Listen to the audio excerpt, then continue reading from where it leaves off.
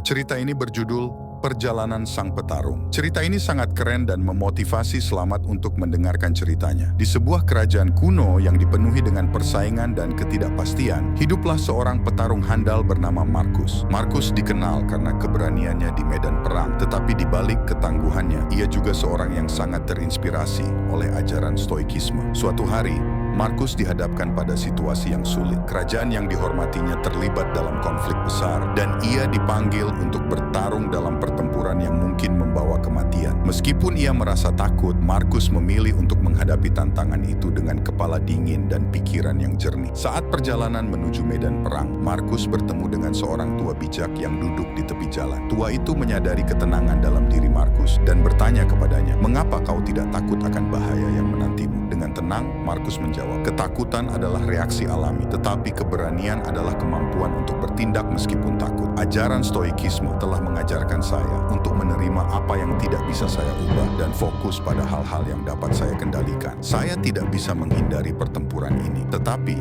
saya bisa mengendalikan bagaimana saya menanggapinya." Tua itu tersenyum mengangguk, lalu memberikan Markus sebuah kalung simpul sebagai tanda penghargaan akan kebijaksanaannya. "Kamu adalah contoh nyata dari kebijaksanaan Stoik," kata tua itu sebelum Markus melanjutkan perjalanannya. Saat pertempuran dimulai, Markus menggunakan kebijaksanaan dan ketenangan batinnya untuk mengatasi setiap rintangan. Meskipun berada di tengah medan perang yang penuh dengan kekacauan, ia tetap tenang dan fokus pada tindakannya. Akhirnya, pertempuran berakhir dan kerajaan meraih kemenangan. Markus tidak hanya menjadi pahlawan di medan perang, tetapi juga menjadi contoh nyata dari kekuatan batin yang diilhami oleh ajaran Stoikisme. Dengan demikian, ia tidak hanya memotivasi orang-orang di sekitarnya, tetapi juga menginspirasi mereka untuk menghadapi tantangan hidup dengan kepala tegak dan hati yang tabah.